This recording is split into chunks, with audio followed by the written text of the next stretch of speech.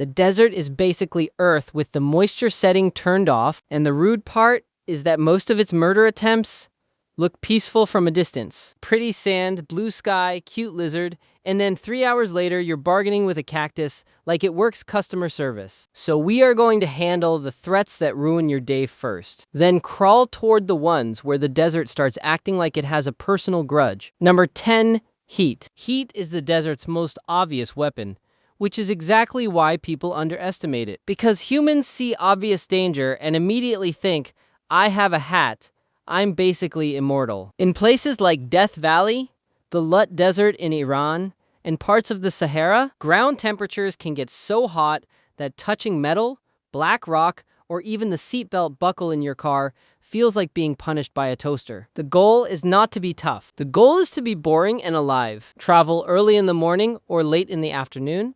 Stay in shade during the middle of the day, and cover your skin with loose, light clothing. Yes, long sleeves sound insane when it is 110 degrees outside, but exposed skin cooks, sweats, and loses water faster. So your cool tank top is basically a tiny betrayal with armholes. If you stop sweating, get dizzy, confused, nauseous, or feel your heart trying to leave through your neck, that is heat illness moving in. Cool the person. Quickly, get them into shade.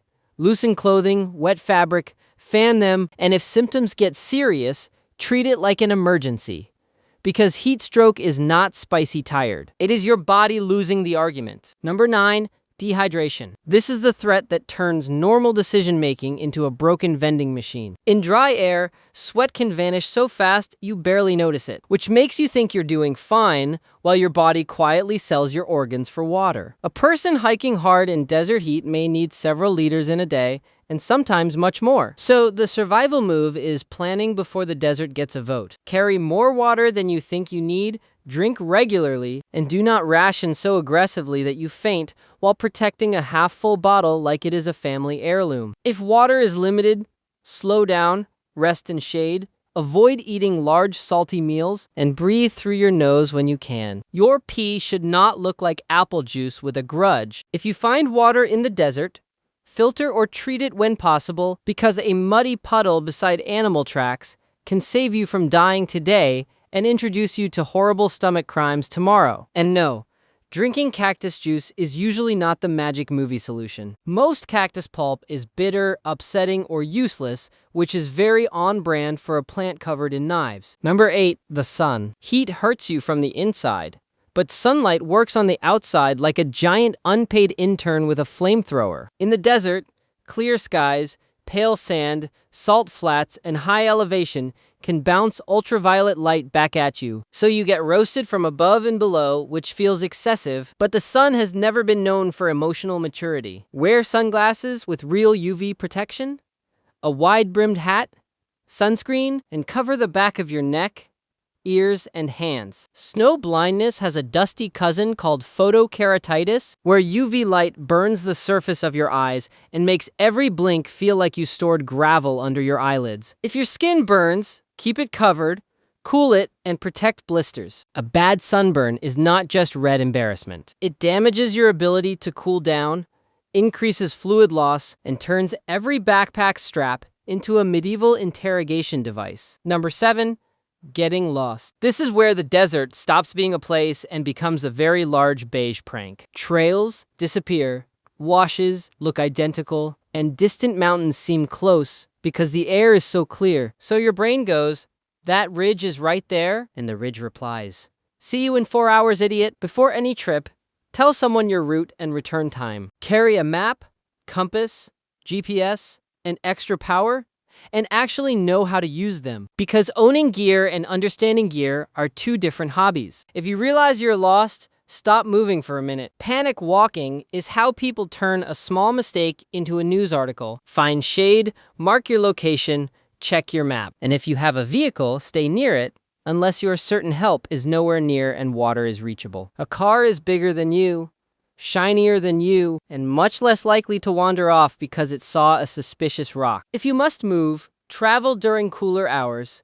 leave clear signs, and follow known landmarks, roads, fences, or drainages carefully, not random hope. Hope is cute. Hope does not know north. Number 6, Vehicle trouble. Most desert rescue stories do not begin with a rattlesnake leaping through a window. They begin with a normal person saying, "This road looks fine," right before their sedan learns what sand is. If you're driving into remote desert, bring a full-size spare jack tire plug kit, shovel, traction boards, or something similar. Extra coolant, and more water than the people in the car require. Water for the radiator is not as important as water for the squishy passengers, but both are preferable to standing beside a smoking hood while the horizon shimmers like Satan's heated driveway. Stay on established roads, avoid dry lake beds after rain, and do not trust a thin crust of dirt over soft sand. If stuck, lower tire pressure slightly for traction.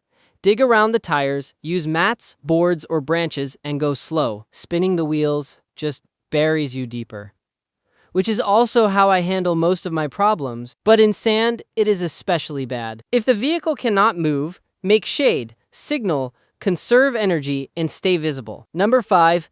Flash floods. This one feels illegal because it can kill you in a place famous for not having water. Desert rain often falls far away in mountains or miles upstream. And then a dry wash that looked like a harmless trench can suddenly become a brown wall, full of rocks, branches, mud, and possibly your weekend plans. Slot canyons are the worst version of this, especially in places like Utah, Arizona, and Jordan, where narrow sandstone walls leave almost no escape once water enters. Before entering a canyon or wash, check weather not only above you, but upstream. If thunderstorms are possible, do something else, preferably indoors with snacks, like a civilized coward. Watch for rising water, sudden muddy flow, debris, roaring sounds, or a cold wind pushed ahead of the flood. If you see water coming, get to higher ground immediately. Do not stand there recording it for the internet, because the flood does not care about your cinematic ambitions. Never drive across moving water in the desert either. Even shallow flow can hide a washed-out road,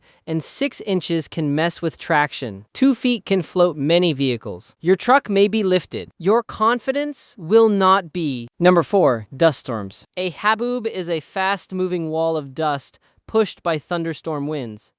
And yes, that is the real word, which proves meteorologists are allowed to have fun once every decade. These storms can drop visibility to almost nothing, sandblast your skin, fill your eyes, and turn a highway into a multiplayer guessing game where everyone loses. If you are driving and a dust storm hits, do not stop in the travel lane. Pull completely off the road if possible. Turn off your lights so other drivers do not follow you like a glowing desert ghost. Set the parking brake and wait it out. If you are walking, cover your nose and mouth with cloth, protect your eyes, crouch behind a rock, shrub, pack, or dune, and keep your group together. Do not wander while blind unless your dream is to become a missing person poster with terrible hair. After the storm, check your compass or GPS before moving. Dust can erase tracks in minutes, which is convenient for the desert and extremely rude to everyone else. Number 3. Cold nights. The desert is not always hot. It is dramatic. It likes to spend the afternoon cooking you and then the night pretending it is a freezer aisle. Dry air does not hold heat well, so temperatures can crash after sunset, especially at high elevations like the Atacama, the Great Basin, or the Gobi. People who sweat all day, run low on food, and then sit still in damp clothes can become hypothermic even after a day of being roasted like a gas station hot dog. Pack layers, including a wind shell and insulation, even if the forecast looks warm. Keep one dry layer protected in your bag, because your future freezing self deserves one nice thing. If you are stuck overnight, get off the ground with a pad, backpack, brush, or anything that slows heat loss. Build a small windbreak from rocks, sand, or gear, but do not sleep inside a dry wash, because congratulations, you have made your bed in a surprise river. Share body heat if needed, eat small amounts if you have food, and stay dry. Shivering is a warning. Confusion is the desert, lowering the volume on your brain. Number 2. Venomous animals. The good news is that most desert creatures do not want to fight you. The bad news is that some of them are hiding exactly where your hands and feet want to go. Rattlesnakes, scorpions, recluse spiders, black widows, Gila monsters, and venomous centipedes all use venom for hunting or defense. Not because they woke up craving human ankle, which is honestly more restraint than I have around tacos. The survival rule is simple. Do not put fingers, toes, or your entire curious face anywhere you cannot see. Shake out boots, gloves, sleeping bags, and clothes. Step on top of logs or rocks before stepping over them, because the other side may contain a snake having a private afternoon.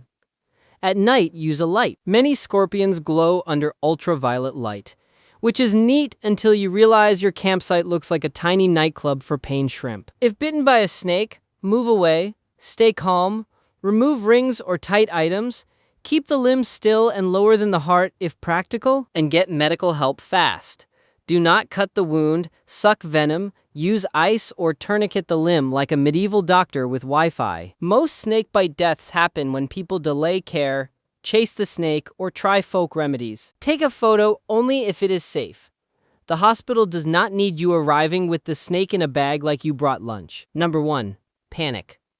Not because panic has fangs, although if it did the desert would absolutely give it rattlesnake eyebrows, but because panic makes every other threat stronger. It makes you hike at noon, ignore your map, sprint after shade that is farther away than it looks, and eat mysterious berries because a cartoon caveman part of your brain said, "Probably fine." The desert is full of little traps that only become disasters when you rush. Cholla cactus segments can hook into skin and clothing so easily they are called jumping cholla, even though they do not actually jump, which is disappointing because I wanted one plant to be legally classified as a mugger. Use a comb, multi-tool, or sticks to lift spiny segments away. Do not slap them off with your other hand unless your plan is to own 2 problems. Tiny cactus spines called glockids can hide in skin and itch for days, so remove them with tape, tweezers, or patience, which is my least favorite medical tool. Then there is terrain. Desert rock can be loose, volcanic, sharp, and cooked all day. Dry waterfalls, slot canyon drops, abandoned mines, and crumbly cliffs are not adventure shortcuts. They are places where ankles go to become abstract art. Move slowly on scree. Keep 3 points of contact when climbing, and never enter old mines or tunnels. They can contain bad air, collapses, hidden shafts, and enough rusty metal to make your tetanus shot file a complaint. If you are crossing dunes, walk along firmer ridges when possible, not straight up the soft face like a fitness influencer being punished. Sand steals energy. Energy steals water. Water steals your future when it leaves. The most dangerous trick, though, is the feeling that you need to do something dramatic. You do not. Survival is usually a boring checklist wearing a scary costume. Get out of direct sun. Protect your head. Drink when you can. Stop bleeding. Treat blisters early. Keep your feet dry enough to avoid damage but covered enough to avoid burns. Signal with mirrors, bright fabric, smoke only where safe, 3 fires, 3 whistle blasts, or any repeating pattern that says, "Hello, I made several choices and now require adult supervision." At night, a headlamp, phone flash, or reflective emergency blanket can be seen from far away. During the day, spread gear in open ground, make an SOS with rocks, and use the biggest contrast you have. Orange fabric on brown sand is useful. Your beige shirt on beige sand is just camouflage for a regretful potato. Mirages deserve their own tiny humiliation award too. They happen when layers of hot air bend light, making the distance look like water, roads, or shiny salvation. Walk toward one and it retreats. Because apparently even the fake lake wants boundaries. Use maps, landmarks, and direction, not shimmering puddles on the horizon. If something looks wet but never gets closer, congratulations. You are chasing physics in flip-flops, and physics is undefeated out here anyway. If you have to choose between searching for water and being found, choose based on reality, not movie courage. If rescuers know your route, staying put near a vehicle, trail, or last known point is often better. If nobody knows where you are, you may need to move, but move like a tired accountant, not a panicked gazelle. Early morning, late afternoon, rest at midday, mark your path, and never gamble your last water on a maybe. The desert does not usually chase you, it waits. It lets the sun, distance, thirst, cold animals, floods, dust, and your own overconfident little brain take turns. Surviving it is not about defeating the desert. The desert is not impressed. It has been here for millions of years, and you brought one granola bar. Surviving is about becoming boring, slow, shaded, visible, hydrated, and humble enough to admit that sometimes the bravest sentence in the world is, "No thanks, we are turning around."